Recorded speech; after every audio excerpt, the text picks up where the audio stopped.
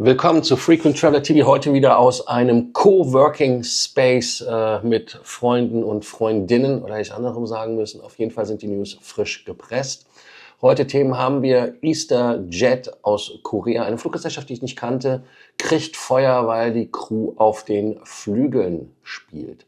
Dann haben wir die Lufthansa, die macht die Abfertigung in München selber. Wir haben Freunde aus der Schweiz, die sich bei der ITA Sachen abschauen wollen und damit den Service auf der Swiss verbessern wollen.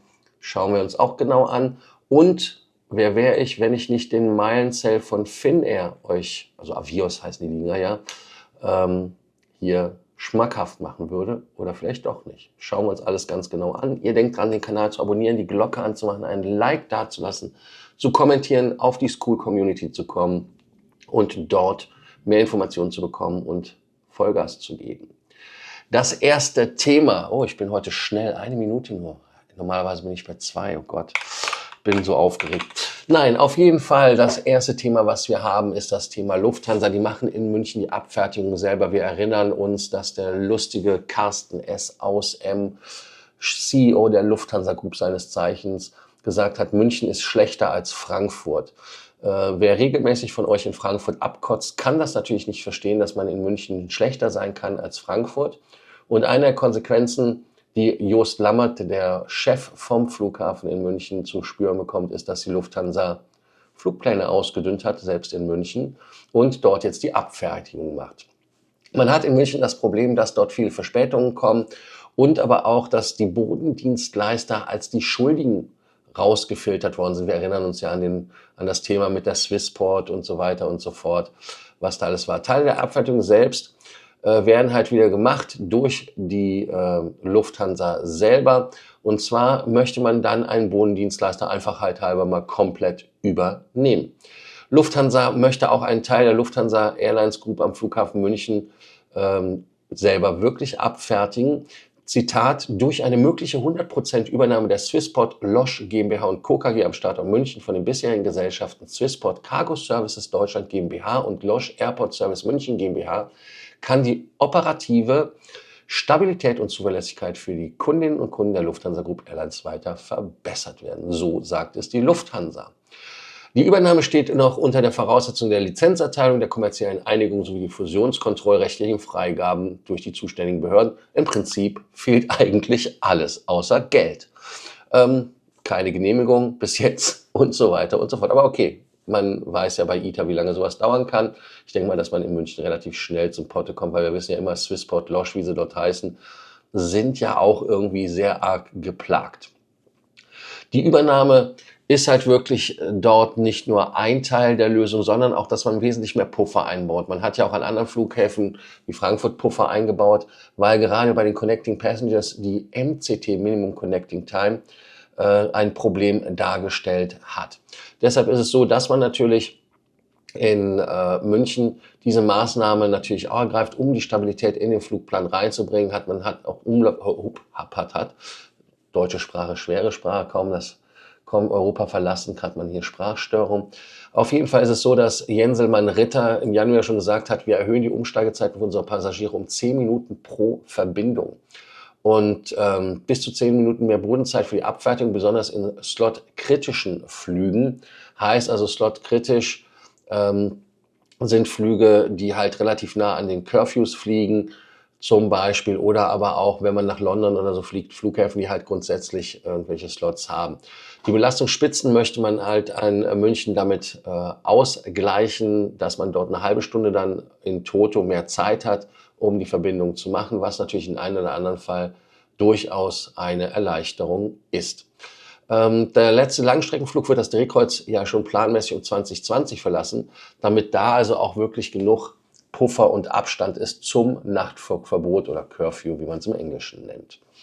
Interessant ist auch, dass man sagt, dass man dort, wenn man sich das Ganze anguckt, dass natürlich die Lufthansa früher das Ganze outgesourced hat, jetzt wieder eingesourced hat, oder wie heißt das so schön, in-house gebracht hat. Man hat in Frankfurt ja auch wieder Sachen in-house gebracht, die man vorher outgesourced hat.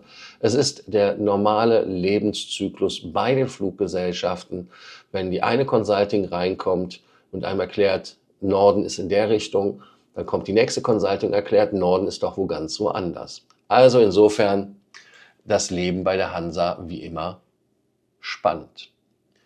Wir gehen weiter mit der ITA. Die ITA ist ja jetzt erfolgreich in den Konzern quasi aufgenommen worden, wird eingegliedert, Miles & More wird dort auch eine größere Rolle spielen. Interessanterweise ist es jetzt so, dass man auf den Fliegern, auf den Narrow Bodies eine echte Business Class einbauen möchte. Und das ist ja bei ITA etwas, was einzigartig ist. ITA hat ja nicht nur in der Economy Class noch Mampf für frei, sondern auch echte Business-Class-Sitze, also eine 222-Bestuhlung. Und da muss man natürlich sagen, dass die Swiss da jetzt sagt, ja, da wollen wir uns mal auch anschauen, ob das so tipptopp ist. Weil man hat anscheinend in Zürich so die Angst, dass die Leute lieber nach Bella Italia fliegen und dann von Rom aus fliegen, weil die Flieger vielleicht toller sind und auch besser vom Produkt her. Auf jeden Fall ist es so, dass es diese Economy Class Gratis-Snacks und Getränke dort gibt, was in meinen Augen natürlich auch immer noch beim Lufthansa-Konzern gemacht werden sollte, komplett. Wir wissen ja, dass Tests gefahren worden sind, wo man festgestellt hat, Kaffeemaschinen sind nicht mehr da. Und da muss die Lufthansa halt wirklich in meinen Augen, wenn sie wieder Premium will, Premium auch anbieten. Nicht nur bei den Preisen die Preisführerschaft haben, sondern auch die Qualitätsführerschaft.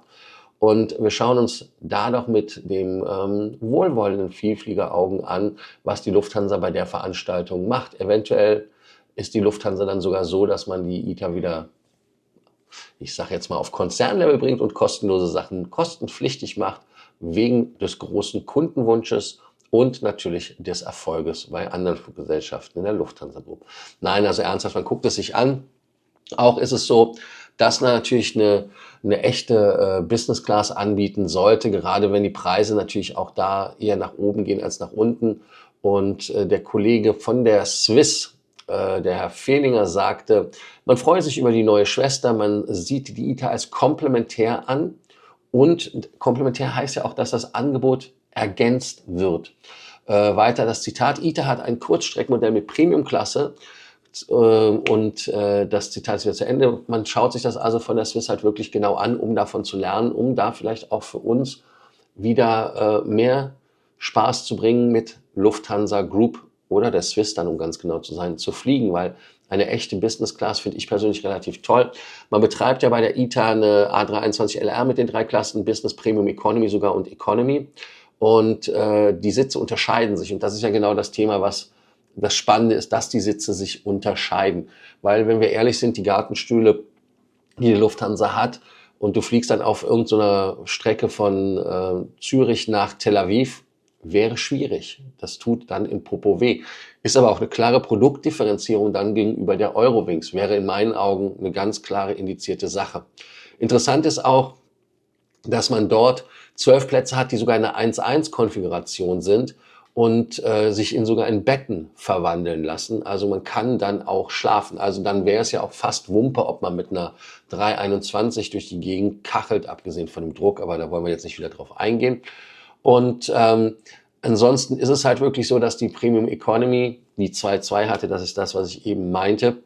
Und Carsten Spohr hatte ja auch gesagt, dass man dort jetzt testen möchte, auf welchen Strecken so eine Konfiguration eventuell Sinn macht. Können wir ja als Vielflieger direkt sagen. Und die Fragen des Tages sind dahingehend ja auch einmal als Bonusfrage für euch, welche Strecken wollt ihr?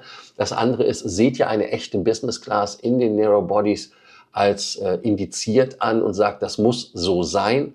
Und dann natürlich als letzte Frage, was ist mit der ITA eigentlich im Service? Wird dieser Service von der Lufthansa eventuell kopiert? Wird man dort eventuell sagen, wir bringen den Mampf wieder kostenlos in Economy? Oder sagt ihr, nee, die werden eher die ITA downgraden und da wird man dann auch quasi den berühmten Buy on Board kaufen müssen? Unten schreiben. Wichtig. Wir haben jetzt noch ein Thema aus der Rubrik: Ich weiß nicht, ob das ein Sturm im Wasserglas ist, ob das etwas ist, was wirklich ein Problem ist. Denn Korea hat ja im Moment ein Sicherheitsproblem und das ist unumstritten. Es gab da ein paar Themen, die natürlich dort unschön waren und sind. Jetzt gibt es eine Fluggesellschaft, die mir eigentlich gar nicht bekannt war, EA Star Jet. Und da ist es wohl so, dass die Cabin Crew sich auf die Flügel gestellt hat und Fotos gemacht hat. Und die haben da diese Bilder gemacht, nachdem das quasi mit diesen Powerbank-Geschichten war, also die da abgefackelt ist in der Busan Air, in der 321 oder in der 737, die ja auch da den tödlichen Unfall hatte. Und da ist es halt wirklich so, dass die Billig-Airline dort eventuell so ein bisschen von der Crew her nennen wir es einfach mal, ein Magengrummeln hinterlässt.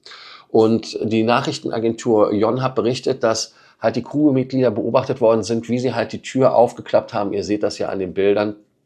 Und da ist es so, dass man dort ja halt einfach nur Bilder gemacht hat auf der Tragfläche, die halt in meinen Augen, ja, ist jetzt nicht ganz so problematisch. Denn wenn man ehrlich ist, die Tür, ihr seht, das ist eine, die nach oben klappt, die ist dazu gedacht, dass man sie auf und zu machen kann. Ne? Und das ist so, dass die Mitglieder natürlich da ja ein bisschen sich aus der normalen europäisch gefühlten Sicherheitskultur vielleicht verabschiedet haben. Aber ich denke mal auf der anderen Seite, wenn die lange Layovers haben oder wenn die da warten oder so weiter, hey, warum sollen die keine Bilder machen? Und es passiert ja nichts dabei. Also das ist halt einfach nur optisch unschön, aber ich glaube, es ist wirklich ein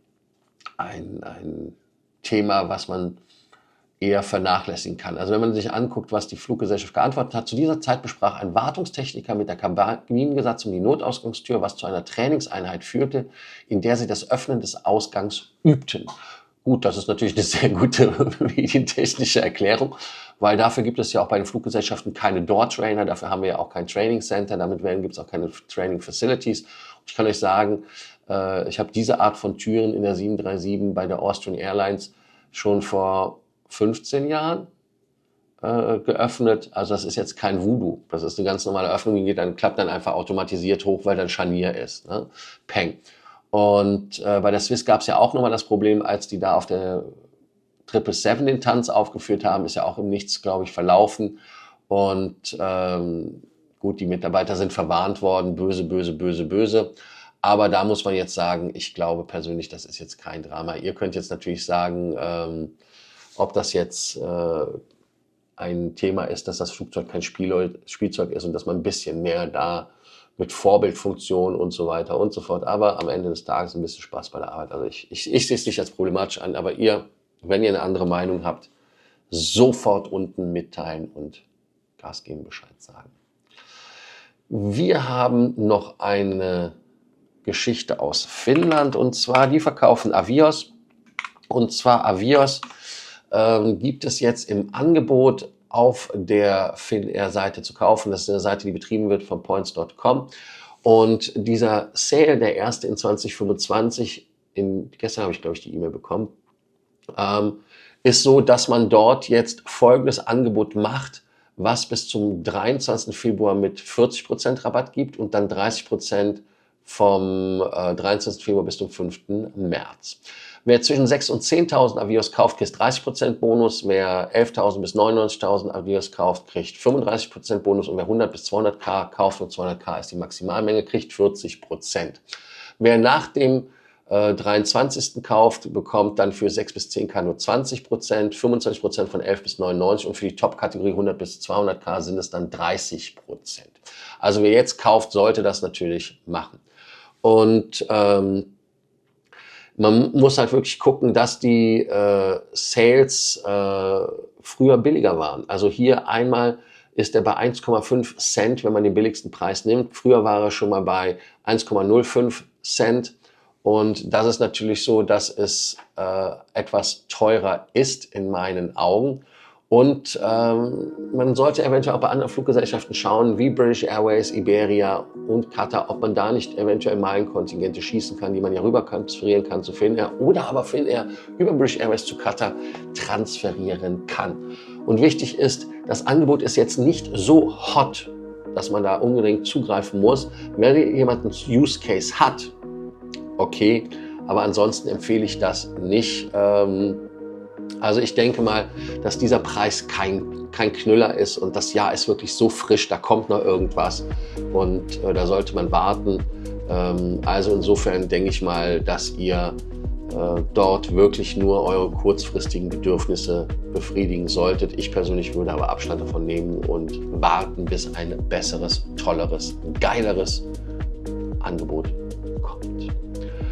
Wir, wie immer an dieser Stelle, fordern euch natürlich nicht nur auf, den Kanal zu abonnieren, die Glocke anzumachen, ein Like dazulassen, zu kommentieren und in die School-Community zu kommen, sondern natürlich auch bei den Kommentaren die Frage des Tages zu beantworten.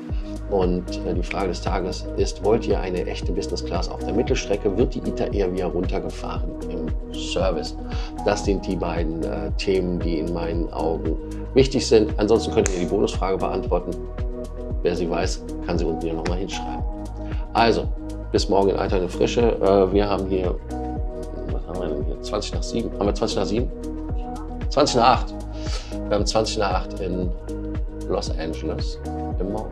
Und viel Spaß im kalten Deutschland. Wir haben hier schlanke 18 Grad.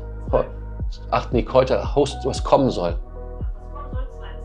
22 Grad. Leck mich an der First, kurze Hose richtig angezogen. Also bis morgen. Tschö mit Ö. Bis dann. Ciao, ciao.